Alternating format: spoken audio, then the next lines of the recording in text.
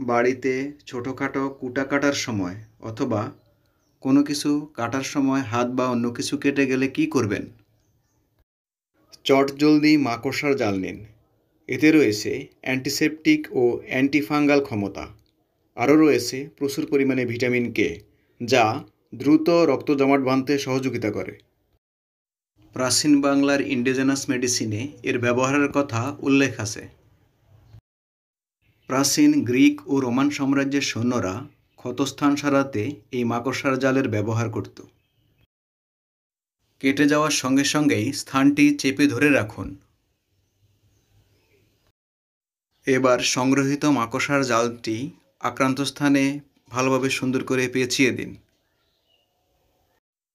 দেখবেন কয়েক সেকেন্ডের মধ্যেই রক্ত পড়া বন্ধ হয়ে গেছে। কি বিশ্বাস হয় না?